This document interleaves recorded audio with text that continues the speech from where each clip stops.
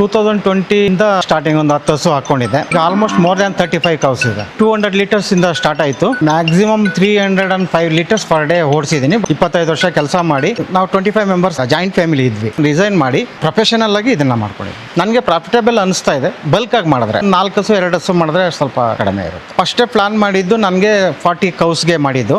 65/33 ಇದೆ shed measurement. Summer season ಅಲ್ಲಿ over heat ಆದ್ರೆ ಹಸುಗೆ ಬೆನ್ನು ಡ್ರೈ ಆಗುತ್ತೆ. ಅದಕ್ಕಾಗಿ ನಾವು ಈ ಎಕ್ಸಾಸ್ಟ್ ಹಾಕಿರ್ತೀವಿ, ಹೀಟ್ ಸ್ವಲ್ಪ ಅವಾಯ್ಡ್ ಆಗುತ್ತೆ ಅಂತ. ಮೇಲೆ ವೆಂಟಿಲೇಷನ್, ಕೆಳಗಡೆ ದೊಡ್ಡ ದೊಡ್ಡ ವಿಂಡೋ ಯಾಕೆ ಇಟ್ಟಿದೀವಿ ಅಂದ್ರೆ ಫ್ರೆಶ್ ಗಾಳಿ ಬೇಕು ಇದಕ್ಕೆ. ಇಷ್ಟು ಹಸು ಇದ್ದಾಗ ಒಳ್ಳೆ ಗಾಳಿ ಬೇಕೇ ಬೇಕಾಗುತ್ತೆ.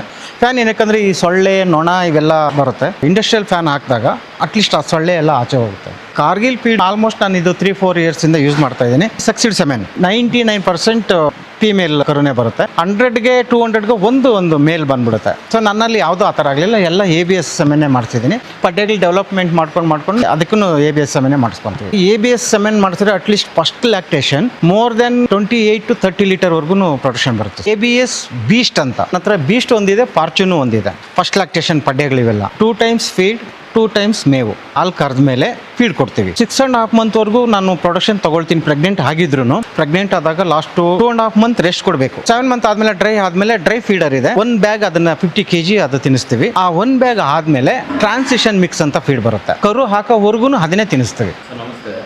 ನಮಸ್ತೆ ಸರ್, ನಮ್ಮ ಹೆಸರು ರಾಜಣ್ಣ MS, ಮಾದೇವ ಕೊಡಗೇಳಿ, ಯಲಹಂಕ ತಾಲೂಕು, ಜಾಲ ಹೋಬಳಿ. ಸೊ ಸರ್, ನಾನು 2020ಇಂದ ಸ್ಟಿಲ್ ಕಂಟಿನ್ಯೂ ಮಾಡ್ತಾಯಿದ್ದೀನಿ. ಫಸ್ಟ್ ಸ್ಟಾರ್ಟಿಂಗ್ ಒಂದು 10 ಹಸು ಹಾಕ್ಕೊಂಡಿದ್ದೆ. ಆಮೇಲೆ ಹಾಗೆ ಇನ್ಕ್ರೀಸ್ ಆಗ್ತಾ ಬಂತು. ಈಗ ಆಲ್ಮೋಸ್ಟ್ ಮೋರ್ ದ್ಯಾನ್ 35 ಕೌಸ್ ಇದೆ.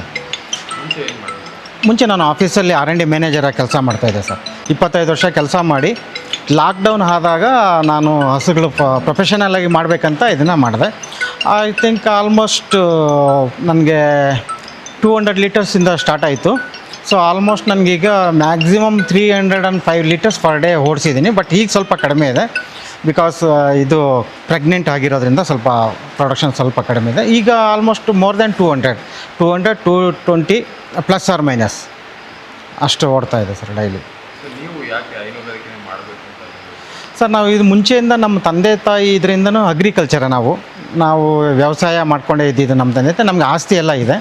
ಸೊ ನಾವು ಯೋಚನೆ ಮಾಡಿದಾಗ ಎಲ್ಲ ಆ್ಯಂಗಲಲ್ಲಿ ಈಗ ಒಬ್ಬ ಮನುಷ್ಯ ಸಮಾಜಕ್ಕೆ ಏನಾದರೂ ಒಂದು ಒಳ್ಳೇದು ಮಾಡಬೇಕಂದ್ರೆ 200 ಲೀಟರ್ಸ್ ಪರ್ ಡೇ ಆವ್ರೇಜ್ ತೊಗೊಂಡ್ರು 1 ಲೀಟ್ರ್ ಹಾಲು ಎಷ್ಟು ಜನ ಕುಡಿಬೋದು ಸರ್? 1 ಲೀಟ್ರ್ 4 ಜನ ಅಂದ್ರೂ ನಾನು 400 ಜನಕ್ಕೆ ಹಾಲು ಕೊಡ್ತಾಯಿದ್ದೀನಿ, ಅಮೃತ. ಸೊ ಇದು ನನ್ನ ಉದ್ದೇಶ. ಸಮಾಜಕ್ಕೆ ನಮ್ಮ ಕಡೆಯಿಂದ ಒಂದು ಒಳ್ಳೇದಾಗಬೇಕು, ರೈತರ ಕಡೆಯಿಂದ. ಸೊ ಹಾಗಾಗಿ ನಾನು ಇದನ್ನು ಆಯ್ಕೆ ಮಾಡ್ಕೊಂಡಿದ್ದು. ಬೇರೆ ಡಿಫ್ರೆಂಟ್ ಟೈಪ್ ಆಫ್ ಇದೆಲ್ಲ ಇತ್ತು, ಬಟ್ ನಮಗೆ ಅದು ಬೇಡ. ಮತ್ತು ನಮಗೆ ಸೆಲ್ಫ್ ಸ್ಯಾಟಿಸ್ಫ್ಯಾಕ್ಷನ್ ಇರಬೇಕು. ನಾನು ಮಾಡೋ ಕೆಲಸ ನನಗೆ ನೆಮ್ಮದಿ ಬೇಕು, ಆರೋಗ್ಯ ಬೇಕು. ಸಮಾಜಕ್ಕೆ ಎಲ್ಲೋ ಒಂಚೂರು ನಾನೊಬ್ಬ ಹಾಲು ಕುಡಿಯೋಕ್ಕಾಗಲ್ಲ 200 ಲೀಟರ್. ಸೊ ನಾವು KMF ಕೊಡ್ತೀವಿ, ದುಡ್ಡು ಕೊಡ್ತಾರೆ. ಅದರಲ್ಲಿ ನಾನು ವ್ಯವಸಾಯನೂ ಮಾಡ್ತೀವಿ. ಮೊನ್ನೆ ಒಂದು 40 ಕ್ವಿಂಟಲ್ ಭತ್ತ ಬೆಳೆದಿದ್ದೀನಿ, ರಾಗಿ ಬೆಳಿತೀವಿ. ಇವೆಲ್ಲ ರೈತ ಅಂದಮೇಲೆ ಅಗ್ರಿಕಲ್ಚರ್ ಎಲ್ಲ ಮಾಡ್ತೀವಲ್ಲ ಸರ್. ಸೊ ಹಾಗಾಗಿ ಇದನ್ನೇ ಆಯ್ಕೆ ಮಾಡ್ಕೊಂಡಿದ್ದು ನಾನು. 2020ಕ್ಕೆ ಮುಂಚೆ ನಾನೊಂದು ಕಂಪ್ನಿನಲ್ಲಿ R&D ಮ್ಯಾನೇಜರಾಗಿ ಕೆಲಸ ಮಾಡ್ತಾಯಿದ್ದೆ. ಅಲ್ಲಿ ಆಲ್ಮೋಸ್ಟ್ 1998 ಜಾಯಿನ್ ಆದೆ. ಸೊ ಸ್ಟಿಲ್ 2020 ಲಾಕ್ಡೌನ್ವರೆಗೂ ಅಲ್ಲೇ ಕೆಲಸ ಮಾಡಿ. ಸೊ ಲಾಕ್ಡೌನ್ ಆದಮೇಲೆ ನಾವು 25 ಮೆಂಬರ್ಸ್ ನಾವು ಜಾಯಿಂಟ್ ಫ್ಯಾಮಿಲಿ ಇದ್ವಿ. ಸೊ ಆವಾಗ ನಮ್ಮ ಮನೆಯಲ್ಲಿ ಎಲ್ಲ ಬೇಡ, ಜಾಬ್ ಬೇಡ, ಸಾಕು, ನೀವು ಸ್ವಂತ ಏನಾದರೂ ಮಾಡ್ಕೊಪ್ಪ ಅಂತ ಹೇಳಿದ್ರು.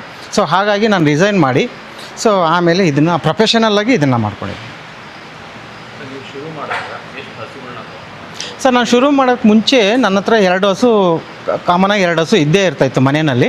ಸೊ ಆಮೇಲೆ ಒಂದು 4 ಹಸು ಪರ್ಚೇಸ್ ಮಾಡಿದೆ. ಆಮೇಲೆ ಒಂದು 2 ಹಸು. ಸೊ ಈ ಥರ ಒಂದು 10 ಹಸು ಪರ್ಚೇಸ್ ಮಾಡಿದೆ. ಆ 10 ಹಸುನಲ್ಲಿ ಮರಿ ಹಾಕ್ಸ್ಕೊಂಡು ಸೊ ನಮ್ಮ ಇನ್ನೌಸಲ್ಲಿ ಆಲ್ಮೋಸ್ಟ್ 80% ನಮ್ಮ ಇನ್ನೌಸ್ ಹಸುಗಳೇ ಸರ್ ಇವೆಲ್ಲ. ಸೊ ನಾವು ಇವಾಗೇನು ಒಂದು ಬೈ ಮಾಡಬೇಕಂದ್ರೆ 1 ಲಕ್ಷ ಕೊಡಬೇಕು, 1.5 ಲಕ್ಷ ಕೊಡಬೇಕು. ಆಲ್ಮೋಸ್ಟ್ ಪಂಜಾಬಿಂದ ಒಂದು 2 ಹಸು ತರಿಸಿದ್ದು. ಅದು 1,75,000 ಒಂದು, 1,37,000 ಒಂದು, 2 ಮಾತ್ರ ಪರ್ಚೇಸ್ ಮಾಡಿದ್ವಿ. ಇನ್ನೆಲ್ಲ ಆಲ್ಮೋಸ್ಟ್ 90% ಇನ್ನೌಸಲ್ಲೇ ಆಗಿರೋದು. 6ನೇ ವರ್ಷ ಇದ್ದೀವಿ ಸರ್. ಬಲ್ಕಾಗಿ ಮಾಡಿದ್ರೆ ಪ್ರಾಫಿಟೇಬಲ್, ನನಗೆ ಪ್ರಾಫಿಟೇಬಲ್ ಅನ್ನಿಸ್ತಾ ಇದೆ ಬಲ್ಕಾಗಿ ಮಾಡಿದ್ರೆ. ಸೊ ಒಂದು 4 ಹಸು 2 ಹಸು ಮಾಡಿದ್ರೆ ಸ್ವಲ್ಪ ಕಡಿಮೆ ಇರುತ್ತೆ. ಬಟ್ ಏನೇ ಮಾಡಿದ್ರೆ ಪ್ರೊಫೆಷನಲ್ಲಾಗಿ ಮಾಡಿದಾಗ ಅದಕ್ಕೆ ನಾವು ಪ್ಲಸ್ ಆರ್ ಮೈನಸ್ ಆದಾಗ ಅಟ್ಲೀಸ್ಟ್ ನಾವು ಇದು ಮಾಡಬೇಕು. ನಾನು ಇವಾಗ ಪರ್ ಡೇ 200 ಲೀಟ್ರ್ ಹಾಕ್ಸಿದ್ರೆ ಇದಕ್ಕೆ ಎಕ್ಸ್ಪೆಂಡಿಚರ್ ಎಷ್ಟು, ಫೀಡ್ ಎಷ್ಟು ಕಾಸ್ಟ್ ಆಯಿತು, ಆಮೇಲೆ ನಮ್ಮ ಲೇಬರ್ದು ನಾವು 3 ಜನ ಏನು ಕೆಲಸ ಮಾಡ್ತೀವಿ ಫ್ಯಾಮಿಲಿ, ಸೊ ಅವ್ರದ್ದು ಪರ್ ಡೇ ಕಾಸ್ಟ್ ಎಷ್ಟಾಯಿತು, so end of the day so ನನಗೆ ಎಷ್ಟು ಉಳಿತು ಕೈಯಲ್ಲಿ, ಎಷ್ಟು ಖರ್ಚಾಯಿತು ನೋಡಿದ್ದೀವಿ. ಸೊ ಹಂಗಾಗಿ ನಮಗೆ ಪ್ರಾಫಿಟಬಲ್ ಇದೆ, ಏನು ಇಲ್ಲ ಅಂತ ಇಲ್ಲ, ಇದೆ. ಶೆಡ್ ಬಗ್ಗೆ ಹೇಳೋದಾದ್ರೆ ಶೆಡ್ ಅಳತೆ ಎಷ್ಟು ಸಾಕಂತ ಸರ್ ನಾನು ಇದನ್ನು ಫಸ್ಟೇ ಪ್ಲ್ಯಾನ್ ಮಾಡಿದ್ದು ನನಗೆ 40 ಕೌಸ್ಗೆ ಮಾಡಿದ್ದು. 40 ಹಸುನಲ್ಲಿ 10 ಕರುಗಳಿಗೆ ಅಂತ ಈ ಕಡೆ ಏನು ಪ್ಯಾಸೇಜ್ ಇದೆ ಇದು ಕರುಗಳಿಗೆ ಕಟ್ಟಕ್ಕೆ ಮಾಡಿದ್ದು, ಆ ಕಡೆ 15 ಈ ಕಡೆ 15, 15-15ಗೆ ನಾನು ಮಾಡಿದ್ದೀನಿ ಸರ್. ಇದು ಆಲ್ಮೋಸ್ಟ್ 65/33 ಇದೆ ಸರ್ ಇದು ಶೆಡ್ ಮೆಜರ್ಮೆಂಟ್. ಸೊ ಇದು ಹೈಟು ತುಂಬ ಎಲಿವೇಟೆಡ್ ಆಗಿ ಸರ್ ಹಸುಗಳಿಗೆ ಯಾವಾಗ್ಲೂ ಹೈಟ್ ಇರಬೇಕು, ಮತ್ತು ನ್ಯಾಚುರಲ್ ಗಾಳಿ ಬರಬೇಕು, ಆಚೆ ಹೋಗಬೇಕು, ಮತ್ತು ಎಕ್ಸಾಸ್ಟು ಇರಬೇಕು ಸರ್. ಮೋಸ್ಟ್ ಇಂಪಾರ್ಟೆಂಟ್, ಸಮ್ಮರ್ ಸೀಸನಲ್ಲಿ ಓವರ್ ಹೀಟ್ ಆದರೆ ಹಸುಗೆ ಬೆನ್ನು ಇದೆಲ್ಲ ಸ್ವಲ್ಪ ಡ್ರೈ ಆಗುತ್ತೆ. ಸೊ ಅದಕ್ಕಾಗಿ ನಾವು ಈ ಎಕ್ಸಾಸ್ಟ್ ಹಾಕಿರ್ತೀವಿ, ಹೀಟ್ ಸ್ವಲ್ಪ ಅವಾಯ್ಡ್ ಆಗುತ್ತೆ ಅಂತ ಒಂದು. ಮತ್ತು ಮೇಲೆ ವೆಂಟಿಲೇಷನ್, ಕೆಳಗಡೆ ದೊಡ್ಡ ದೊಡ್ಡ ವಿಂಡೋ ಯಾಕೆ ಇಟ್ಟಿದ್ದೀವಿ ಅಂದರೆ ಫ್ರೆಶ್ ಗಾಳಿ ಬೇಕು ಇದಕ್ಕೆ ಹಸುಗೆ. ಯಾಕಂದರೆ 10 ಹಸು 5 ಹಸು ಆದರೆ ಸಮಸ್ಯೆ ಬರೋದಿಲ್ಲ. ಈಗ ಇಷ್ಟು ಹಸು ಇದ್ದಾಗ ಒಳ್ಳೆ ಗಾಳಿ ಬೇಕೇ ಬೇಕಾಗುತ್ತೆ. ಸೊ ಹಂಗಾಗಿ ನಾವು ಆ ಕಡೆ ಮೋರ್ ದೆನ್ 18 ಫೀಟ್, ಈ ಕಡೆ 17 ಫೀಟ್, 1 ಅಡಿ ಏನೋ ಡಿಫ್ರೆಂಟ್ ಇದೆ, ಅಷ್ಟೇ ಮಾಡಿದ್ದೀವಿ. ಸೊ ಹಾಗಾಗಿ ಅದು ಮತ್ತು ಫ್ಯಾನ್ ಆಲ್ಸೋ ಹಾಕಬೇಕಾಗುತ್ತೆ ಸರ್. ಈ ಫ್ಯಾನ್ ಯಾಕೆ ಅವಶ್ಯಕತೆ ಇರೋದಿಲ್ಲ, ಫ್ಯಾನ್ ಏನಕ್ಕಂದರೆ ಈ ಸೊಳ್ಳೆ ನೊಣ ಇವೆಲ್ಲ ಬರುತ್ತೆ, ಆ ಫ್ಯಾನ್ ಇಂಡಸ್ಟ್ರಿಯಲ್ ಫ್ಯಾನ್ ಹಾಕಿದಾಗ ಅಟ್ಲೀಸ್ಟ್ ಆ ಸೊಳ್ಳೆ ಎಲ್ಲ ಆಚೆ ಹೋಗುತ್ತೆ. ಸರ್ ಮೇಂಟೆನೆನ್ಸ್ ಬಗ್ಗೆ ನಾನು ಕಾರ್ಗಿಲ್ ಫೀಡ್ ಹಾಕೋಕ್ಕೆ ಮುಂಚೆ ಬೂಸ ಇಂಡಿ ಲೋಕಲ್ ಹಾಕ್ತಾಯಿದ್ವಿ. ಆವಾಗ ಏನಾಗ್ತಿತ್ತು, ಪ್ರೊಡಕ್ಷನ್ ಆಲ್ಸೋ ಕಡಿಮೆ ಮತ್ತು ನಮಗೆ ಎಕ್ಸ್ಪೆಂಡಿಚರ್ ಜಾಸ್ತಿ ಹೋಗ್ತಾಯಿತ್ತು. ಆಮೇಲೆ ನಾನು ಸರ್ಚ್ ಮಾಡಿದಾಗ ಕಾರ್ಗಿಲ್ ಫೀಡ್ದು ನಾನು ಸರ್ಚ್ ಮಾಡಿದಾಗ ಸಿಕ್ತು. ಆಲ್ಮೋಸ್ಟ್ ನಾನು ಇದು 3-4 ಇಯರ್ಸಿಂದ ಯೂಸ್ ಮಾಡ್ತಾಯಿದ್ದೀನಿ. ಕಾರ್ಗಿಲ್ ಫೀಡ್ ಯೂಸ್ ಮಾಡಿದಾಗಿಂದ ನಮ್ಮ ಹಸುಗಳಿಗೆ ಯಾವುದೇ ಕಾಯಿಲೆ ಇವು ಏನೂ ಬಂದಿಲ್ಲ. ಸಣ್ಣ ಪುಟ್ಟದವೆಲ್ಲ ನಾವೇ ಮೇಂಟೈನ್ ಮಾಡ್ಕೊಳ್ತೀವಿ.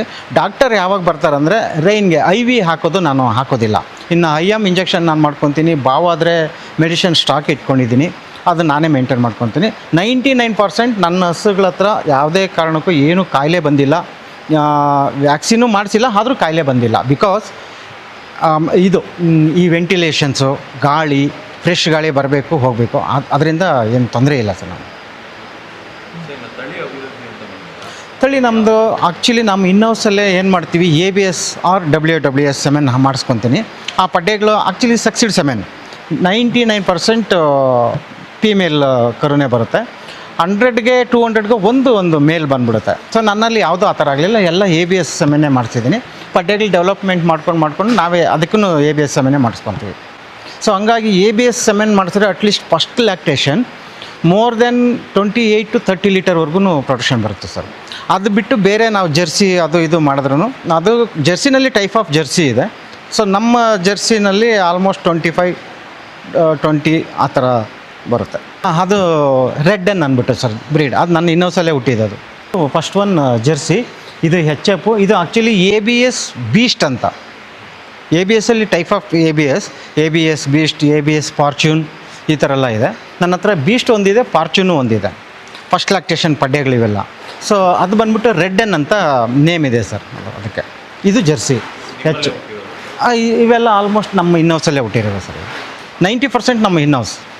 ಫಸ್ಟ್ ಸ್ಟಾರ್ಟಿಂಗ್ ನಾನು 2020 ಲಾಕ್ಡೌನ್ನಲ್ಲಿ ಒಂದು 8ರಿಂದ 10 ಹಸು ಪರ್ಚೇಸ್ ಮಾಡಿದ್ದು. ಆಮೇಲೆ ಅದರಲ್ಲಿ ನಾನು ಸೆಮೆನ್ ಮಾಡಿಸ್ಕೊಂಡು ನಮ್ಮ ಇನ್ನೌಸಲ್ಲೇ ಕರು ಹಾಕ್ಸಿರೋದು. ಹಸುಗಳದ್ದು ಹೇಗಂದರೆ ನೀವು ಹಾಕ್ತಾ ಇರಿ, ತಿಂತಾ ಇರುತ್ತೆ, ಮತ್ತು ಸಗಣಿ ಹಾಕುತ್ತೆ. ಅದಕ್ಕೆ ಡೈಜೆಷನ್ ಆಗೋಕ್ಕೆ ಸ್ವಲ್ಪ ಟೈಮ್ ಕೊಡಬೇಕು. ಆದರೆ ನಾವೇನು ಟೈಮ್ ಫಿಕ್ಸ್ ಮಾಡಿದ್ದೀವಿ, 2 ಟೈಮ್ಸ್ ಫೀಡ್, 2 ಟೈಮ್ಸ್ ಮೇವು. ಅಂದರೆ ಬೆಳಗ್ಗೆ ನಾವು ಆಫ್ಟರ್ ಮಿಲ್ಕಿಂಗ್ ಅಂದರೆ ಹಾಲು ಕರೆದ ಮೇಲೆ ಫೀಡ್ ಕೊಡ್ತೀವಿ. ಯಾಕೆ ಹಾಲು ಕರಿಯೋಕ್ಕೆ ಮುಂಚೆನೂ ಕೊಡ್ತಾರೆ ಕೆಲವರು, ಬಟ್ ಅದು ಪ್ರೊಸೀಜರ್ ಅಲ್ಲ. ಹಾಲು ಕರೆದ ಮೇಲೆ ಸುಸ್ತಾಗುತ್ತೆ ಹಸು, ಅದಕ್ಕೆ ಫೀಡ್ ಕೊಡ್ತೀವಿ. ಫೀಡ್ ತಿಂದ ತಕ್ಷಣ ಆಮೇಲೆ ಏನು ಮಾಡ್ತೀವಿ, ನೀರು ಕೊಡ್ತೀವಿ, ಬರೀ ನೀರು. ಸೊ ಅದು ಅಪ್ ಟು 7:30ಗೆ ನಾವು ನೀರು ಕೊಟ್ಟರೆ 10:30ವರೆಗೂ ನೀರು ಅದರಲ್ಲೇ ಇರುತ್ತೆ. ಸಪೋಸ್ ಒಂದಕ್ಕೆ ಈಗ ಬೇಡ, ಹಾಫ್ ಆನ್ ಅವರ್ ಆದಮೇಲೆ ಬೇಕು. ಸೊ ಅದಕ್ಕೆ ಏನು ಮಾಡ್ತೀವಿ, ಪರ್ಮನೆಂಟಾಗಿ ಒಂದು 3 hours ಅಲ್ಲೇ ನಿಲ್ಲಿಸ್ಬಿಡ್ತೀವಿ. ನೀರು ಯಾವಾಗ ಬೇಕಾದ್ರೂ ಕುಡಿಬೋದು, ಇದು ಮಾಡ್ಬೋದು. ಆಮೇಲೆ ಆಫ್ಟರ್ 10:30, 11 o'clock ಮೇವು ಕೊಡ್ತೀವಿ. ಮೇವು ತಿನ್ಕೊಂಡ್ಬಿಡುತ್ತೆ. ಆಮೇಲೆ 2 o'clock ಮಧ್ಯಾಹ್ನ ಆವಾಗ ಬರೀ ನೀರು ಕೊಡ್ತೀವಿ ಅಷ್ಟೇ. ಮತ್ತು ಸಂಜೆ ಹಾಲು ಕರೆದ ಮೇಲೆ ಫೀಡ್ ಕೊಡ್ತೀವಿ, ಫೀಡ್ ತಿಂದ ಮೇಲೆ ಮೇವು ಕೊಡ್ತೀವಿ ಅಷ್ಟೇ. 2 ಟೈಮ್ಸ್ ಫೀಡ್, 2 ಟೈಮ್ಸ್ ಮೇವು. ಸರ್ ಮೇವಲ್ಲಿ ಟೈಪ್ ಆಫ್ ಮೇವ್ ಇದೆ ನನ್ನ ಹತ್ರ. ಒಣ ಹುಲ್ಲು, ಡ್ರೈ ಫಾಡರ್, ಆಮೇಲೆ ಅದು ಈವ್ನಿಂಗ್ ಮಾತ್ರ ಕೊಡ್ತೀವಿ. ಡೇನಲ್ಲಿ ನಮ್ಮದು ಜೋಳದ್ದು ಹೊಟ್ಟು ಸಿಗುತ್ತೆ ಸ್ವಲ್ಪ. ಅಥವಾ ಇದು ಸಿಕ್ಕಿಲ್ಲ ಅಂತಂದರೆ ನಮ್ಮ ಫ್ರೆಂಡ್ ಒಂದು ಫ್ಯಾಕ್ಟ್ರಿ ಇದೆ ಅಲ್ಲಿ ತೊಗೊಂಬರ್ತೀವಿ. ಇದು ಸಿಕ್ಕಿಲ್ಲ ಅಂದರೆ ನೇಪಿಯರ್ ಇದೆ ನಮ್ಮದು, ನೇಪಿಯರ್ ಕೊಡ್ತೀವಿ. ಟೋಟಲ್ ನನ್ನ ಫಾರ್ಮ್ ಆವ್ರೇಜ್ 200 to 220. ಎಷ್ಟು ಹಸು ಹಾಲು ಕೊಡೋದ ಅಥವಾ ಟೋಟಲ್ಲ? ಟೋಟಲ್ ಟೋಟಲಿ ಈಗ 31 ಇದೆ. ಹಾಲು ಕೊಡೋದು ಹಾಲು ಕೊಡೋದು 16 ಇದೆ ಸರ್, 16 ಇದೆ. ಅದರಲ್ಲಿ ಪ್ರೆಗ್ನೆಂಟ್ ಆಗಿದೆ, ಒನ್ ಟೈಮ್ ಕರಿತೀವಿ, ಮತ್ತು 2-3 ಹಸ ಡ್ರೈಯಲ್ಲಿದೆ, ಆ ಥರ. ಅಪ್ ಟು 6.5 ಮಂತ್ವರೆಗೂ ನಾನು ಪ್ರೊಡಕ್ಷನ್ ತೊಗೊಳ್ತೀನಿ ಪ್ರೆಗ್ನೆಂಟ್ ಆಗಿದ್ರು. ಆಫ್ಟರ್ 6.5 ಮಂತ್ ಇನ್ನೊಂದು 15 ಡೇಸಲ್ಲಿ ಅಟ್ಲೀಸ್ಟ್ 2.5 ಮಂತ್ ರೆಸ್ಟ್ ಕೊಡಬೇಕು. ಪ್ರೆಗ್ನೆಂಟ್ ಆದಾಗ ಲಾಸ್ಟ್ 2.5 ಮಂತ್ ರೆಸ್ಟ್ ಕೊಡಬೇಕು. ಆವಾಗ ನಾನೇನು ಮಾಡ್ತೀನಿ, 7 ಮಂತ್ಗೆ ಡ್ರೈ ಮಾಡಿಬಿಡ್ತೀನಿ. 7 ಮಂತ್ ಆದಮೇಲೆ ಡ್ರೈ ಫೀಡರ್ ಇದೆ, 1 ಬ್ಯಾಗ್ ಅದನ್ನು 50 kg ಅದು ತಿನ್ನಿಸ್ತೀವಿ. ಆ 1 ಬ್ಯಾಗ್ ಆದಮೇಲೆ ಟ್ರಾನ್ಸಿಷನ್ ಮಿಕ್ಸ್ ಅಂತ ಫೀಡ್ ಬರುತ್ತೆ. ಅಪ್ ಟು ಕರು ಹಾಕೋವರೆಗೂ ಅದನ್ನೇ ತಿನ್ನಿಸ್ತೀವಿ. ಸೊ ಆ ಥರ. ಹಾಲು ಕೊಡುವಾಗ ಮಿಲ್ಕ್ ಜನ್ 8000 ಅಂತ ಇರುತ್ತೆ. ಹಾಲು ಕೊಡೋ ಹಸುಗೆ ಕೊಡಬೇಕದು. ಹಾಲು ಕೊಡೋದನ್ನು ಪ್ರೆಗ್ನೆಂಟ್ ಹಸುಗೆ ಕೊಡಬಾರ್ದು. ಸೊ ಅದು ಕಂಡೀಷನ್ ಇದೆ.